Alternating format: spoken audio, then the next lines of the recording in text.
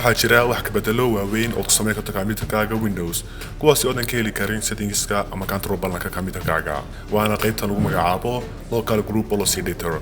Hadaba maxay tahay muhiimada qaybtani? Sideese waxkabadalo lagu sameyn kartaa computerkaga adigoo adeegsanaya qaybtan. Muqalkena manta aynu soo qaadanaynaa su'aalahaasi. Soo dhawaada dhalinyaro. ugu horeyn taabo Windows +R kadibna ku qor gbedit.msc. waxaan ku soo baxaysaa qaybtan lagu magacabo local group policy editor. waxaana ku jira qaybo sida settings oo kale ah, yani waa settings ama control panel oo kale, balse waxa ku jira oo ka dhex sameyn kartaa wax ka bedelo ama configurations adan ka sameyn karin settingska iyo control panelka caadiga. marka waa qayb ka awood badan aynu oran karnaa. waxaadna kor ugu qaadi kartaa amniga computerkaga, privacyga xogta computerkaga iyo xawaaraha computerkagaba. sidoo kalena uma baahnida aqoon badan u leedahay system administratorka iyo waxyaabaha si advanced ah. waa qayb aad si fudud u fahmi karto. okay, sida halkan nooga muuqatana waxaa inoo yaala laba qayb oo kala ah computer configs iyo user configs. computer configurations waxaa ku sii dhex jira qaybo aad wax bedel ka sameyn karto ama configuration uga sameyn karto guud ahaan computerkaga. يعني وشروعه أما مرة لغة أبلاي كرينيو إذا كستو كامل تكون استعمالها. marka kale user configurations yana waa shuruuco ama awaamir loo ablay kareynayo kaliya userkan ay hada isticmaalayno oo ma saameynayaan userada kale ee ka dhisan computerkan. Muqalkena maanta waxaan soo qaadanaynaa 5 wax ka bedel oo ku sameyn karno kuwaas oo ku anfacaya. okay, qodobka koowaad ee soo qaadanaynaa waa magac bedelida administratorka.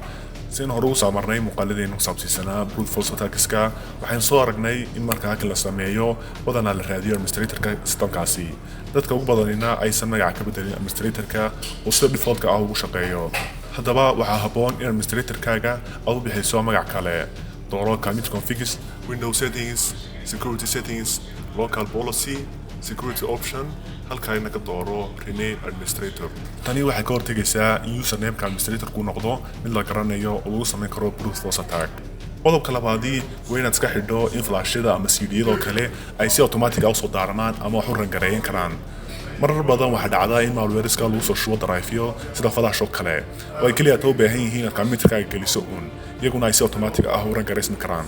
marka waa muhiim inaad taasi ka hortagto.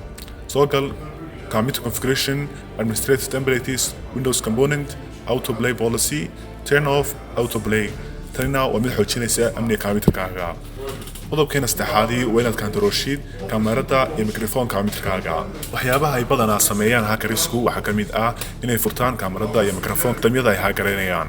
taasina waxay u adeegsanayaan ujeedooyin badan. haddaba si aad u kantaroshid taasi, soo gal computer configuration, Windows settings, security settings, application control policy, app blocker.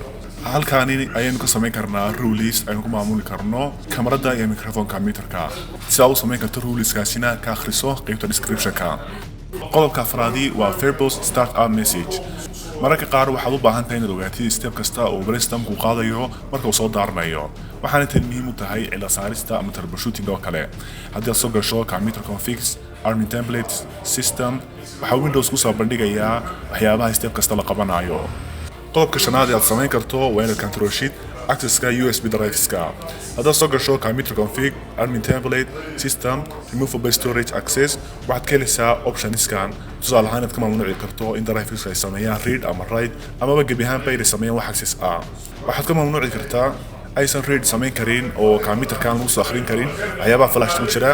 waxaad mamnuuci kartaa write ama in xog lagu shubo USB drive-ka ama in execute lagu sameeyo oo commands ama installations laga sameyn karo removable storage-ka. tani waa feature xilligan aad muhiim kugu noqon kara haddii aad computerka ku adeegsato meelo public ah ama wax kula isticmaalaan dadyo kale. muqalkena maanta inta sii ku eegyahay ma jiraan wax ka bedelo kale oo muhiim ah. nagula wadaag qaybta commentiga. mahadsanid.